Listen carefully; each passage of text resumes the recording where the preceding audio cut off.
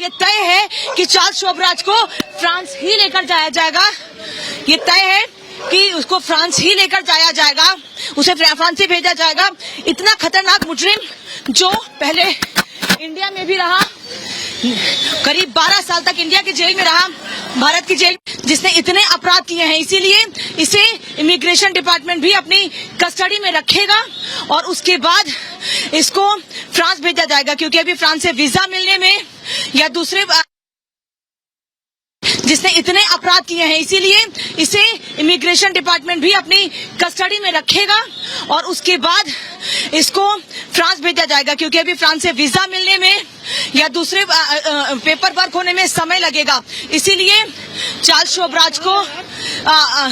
शोभराज को अभी इमिग्रेशन की कस्टडी में रखा जाएगा। बस थोड़ी देर का वक्त और है, करीब 15 से 20 मिनट की दूरी है सेंट्रल जेल से।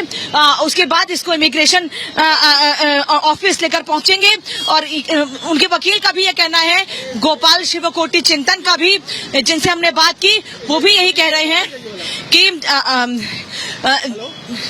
कि चार्ल्स शोभराज को अभी यहीं रखा जाएगा, लेकिन उसके बाद करीब 4 से 5 दिन में वो वापस फ्रांस चला जाएगा।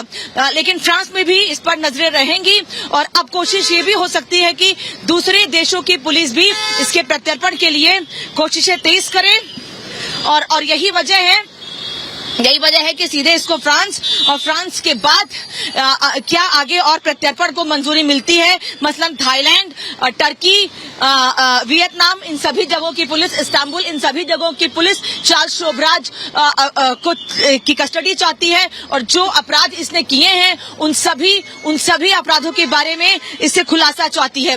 यही वजह है कि अब सीधे यहाँ से और आप सुन रहे थे हमारी सहयोगी अनामिका को, जो कि काठमांडू में इस वक्त मौजूद है, वहीं से लाइव, और बता रही हैं कि बिकनी किलर जो आजाद हुआ है उसको लेकर उसकी रिहाई का जो ऑर्डर है वो 2 दिन पहले ही आ चुका था, लेकिन इस पर पूरी तरह से जो जेल प्रशासन है वो तैयार नहीं था। कई केस है इस पर, जो बिकनी किलर के ऊपर कई सारे केस हैं, 1 या 2 नहीं बल्कि 19 केस हैं चार्ल्स शोभराज के ऊपर। इसी के चलते जेल प्रशासन ये समझने में कहीं ना कहीं असमर्थता व्यक्त कर रहा था कि आखिर कौन से केस में ये रिहाई मिली है। आपको बता दें 20 से ज्यादा लोगों को अब तक मौत के घाट उतार चुका है चार्ल्स शोभराज, इसीलिए इसे सीरियल किलर के नाम पर भी जाना जाता है। और नेपाली जेल से रिहाई की तस्वीरें आपको दिखा रहे हैं। मीडिया से बातचीत करने के लिए जब पूछा गया था तो चार्ल्स शोभराज ने मना कर दिया था, लेकिन यहाँ ग्राउंड जीरो पर हमारी टीम मौजूद है, अनामिका हमारे सहयोगी लगातार एक जानकारी पहुंचा रही है कि ये जो गाड़ी जा रही है, इसी गाड़ी में चार्ल्स शोभराज की मौजूदगी है। एक्सक्लूसिव तस्वीरें आप देख रहे हैं रिपब्लिक भारत पर। बिल्कुल एक्सक्लूसिव तस्वीरें अपने दर्शकों को हम दिखा रहे हैं। बिल्कुल, काठमांडू से ये तस्वीरें 2003 से नेपाल की जेल में बंद था चार्ल्स शोभराज, जिसकी रिहाई के आदेश बुधवार को जारी कर दिए गए थे और आज रिहा कर दिया गया है। तस्वीरें रिपब्लिक के माध्यम से आपको लगातार दिखा रहे हैं। ग्राउंड जीरो से ये तस्वीरें हमारी सहयोगी अनामिका हम तक पहुंचा भी रही है। नेपाल सुप्रीम कोर्ट ने 2 दिन पहले ही ये कह दिया था कि अब रिहाई होगी, ऐसे में अब रिहा कर दिया गया है और अब ले जाया जा रहा है। 20 से ज्यादा मामले और बिकनी किलर के नाम से मशहूर चार्ल्स शोभराज आज आजाद हो गया है। 2003 से बंद था, निर्धारित समय से ज्यादा समय तक जेल में बंद है, इसलिए अब उसे रिहा कर दिया गया है, ऐसा कहा गया है। नेपाल की सुप्रीम कोर्ट ने इसकी अर्जी भी स्वीकार करी और इसी के आधार पर अब जेल से रिहा कर दिया गया है। 2 तस्वीरें दिखा रहे हैं रिपब्लिक भारत के पास, वो तस्वीर भी है जब बिकनी किलर आजाद हुआ है, पहली ये तस्वीर, और दूसरी तस्वीर काठमांडू से लगातार आपको दिखा रहे हैं जहां से अब उसे ले जाया जा रहा है। लेकिन बाकी पेपर वर्क होंगे और उसके बाद उसे फ्रांस भेजा जा सकता है, जैसा कि हमारी सहयोगी अनामिका ने ये खबर हम तक पहुंचाई है। इस वक्त की ये सबसे बड़ी खबर जहां काठमांडू से आ रही है कि चार्ल्स शोभराज, जो कि बिकनी किलर के नाम से भी मशहूर, आज आजाद हो गया है। बिल्कुल, लेकिन सुबह 10 बजे का समय बताया जा रहा था। कौन है ये बिकनी किलर? चार्ल्स शोभराज है इसका नाम, सबसे बड़ा सीरियल किलर है ये, इसका काम, और इसने अब तक 20 से ज्यादा लोगों को मौत के घाट उतारा। पिता भारतीय, मां वियतनामी थी। 9 देशों की पुलिस का मोस्ट वांटेड क्रिमिनल यानी कि अपराधी था ये। 5 देशों की जेल से फरार होने वाला चार्ल्स शोभराज आज आजाद हो गया है। आधी से ज्यादा जिंदगी जेल में इसने गुजारी है। चार्ल्स शोभराज इसका नाम, जिसको बिकनी किलर या सीरियल किलर के नाम से भी जाना जाता है, और इसकी रिहाई की तस्वीरें सबसे पहले हमने आपको रिपब्लिक भारत पर दिखाई है। ग्राउंड जीरो पर हमारी टीम मौजूद है। किस तरीके से देखिए कैसे इसको जेल से रिहा किया गया। सर्वोच्च अदालत नेपाल की जो सुप्रीम कोर्ट है, वहां से यह फैसला सामने आया था कि चार्ल्स शोभराज को अब रिहा किया जाए, और उसकी रिहाई की ये तस्वीरें आपके सामने हैं। सुबह 10 बजे का समय तय किया जा रहा था, लेकिन उसके बाद अभी 12:30 बजे की तस्वीरें सामने आ रही हैं। सुप्रीम कोर्ट के आदेश के मुताबिक गुरुवार को चार्ल्स शोभराज की रिहाई होनी थी।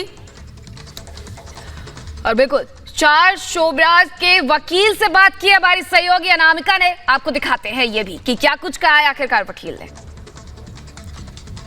कितना समय लगेगा, क्या हुआ है इतने सालों में, बात करने के लिए इस वक्त गोपाल चिवकोटी चिंतन जी मेरे साथ हैं, जो कि वकील हैं चार्ल्स शोभराज के। सर, पूरा प्रोसेस क्या रहा है? लंबा इंतजार कि आप लोगों को करना पड़ा, अर्जी दी गई, उसके बाद हुआ, सब समझना चाहूंगे आपसे Hindi. Well, so far everything is going smoothly.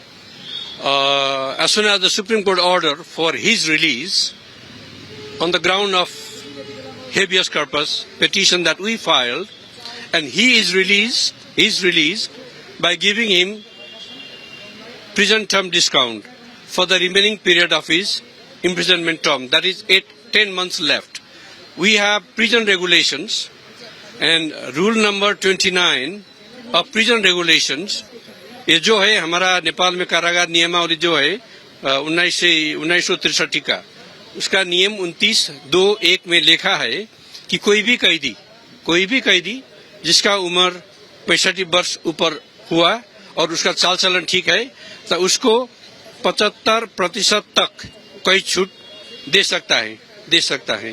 तो हमने भी उसको वही प्रावधान जो है उसकी आधार पर सुप्रीम कोर्ट में याचिका दायर किया था। आप लोगों की ओर से ये मांग की गई थी कि अच्छा चाल चलन रहा है, अच्छा आचरण रहा है, इस वजह से छोड़ दिया जाए।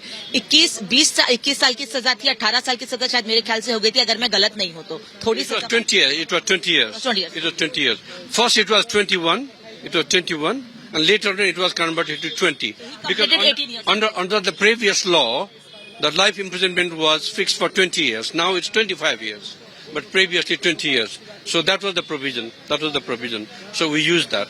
अभी जब वो बाहर आएगा उसके बाद क्या होगा? बाहर चार्ल्स शोभराज जब बाहर आएगा उसके बाद आगे क्या प्रोसेस होगा? प्रोसेस तो वो तो बाहर तो नहीं आएगा ना। कारागार से अध्यागमन विभाग चलेगा, वहाँ से फ्रांस चलेगा, वो बाहर तो नहीं आएगा। बाहर नहीं आएगा। यहाँ से इमिग्रेशन डिपार्टमेंट की कस्टडी, उसके बाद सीधे फ्रांस कब तक जा सकते हैं? आज या कल? कब तक? 4-5 दिन लगेगा। उसका ट्रैवल डॉक्यूमेंट जो है ना, उसका पासपोर्ट तो डेट एक्सपायर हो गया, तो फ्रेंच एम्बेसी जो है उसको फ्रेंच पासपोर्ट देना पड़ेगा और कुछ ट्रैवल डॉक्यूमेंट देना पड़ेगा। तो वो आज आएगा तो आज चलेगा। आपने कितने दिनों पहले कोर्ट में अर्जी लगाई थी कि छोड़ दिया जाए जल्दी उसके? ये हेबियस कॉर्पस केस जो है 3 महीने हो गया। 3 महीने बाद वो सब मिल गया। कोर्ट ने ऑर्डर कर दिया था रिहाई का, उसके बाद अभी समय क्यों लग रहा है? Previously the Supreme Court has asked the government 3 times to decide whether he has to be released or not. और काठमांडू से हमारी सहयोगी अनामिका जुड़ गई है। अनामिका, बिकनी किलर आजाद हो गया है, अब आगे क्या?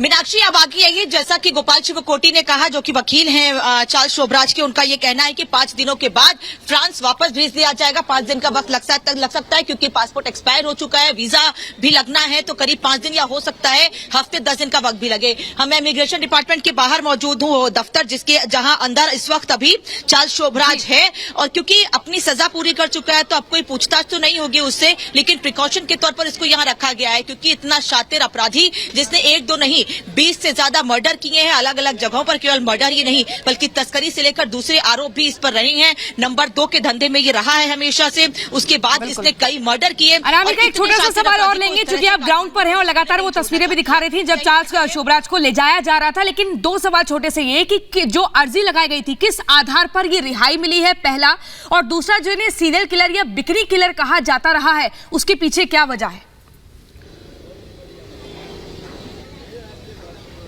पहला सवाल जो आपने पूछा प्रियंका, आचरण अच्छा रहा है, यही दलील दी गई थी करीब 3 महीने पहले नेपाल के सुप्रीम कोर्ट में। 3 महीने पहले जो गोपाल शिवकोटी, जो कि वकील है गोपाल शिवकोटी चिंतन, उन्होंने ये अर्जी दी थी बातचीत करके अपने क्लाइंट से कि उसने 20 साल की सजा में 18 साल अच्छे आचरण के साथ काटा है। और ये नियम है नेपाल का, जैसा कि उसके वकील ने भी कहा कि रूल 29 के मुताबिक अगर आप अपनी सजा को 75% अच्छे से पूरा करते हैं, जो नियम है, रूल है, उसे फॉलो करते हैं जेल का, तो उसके बाद आपको छूट मिल सकती है।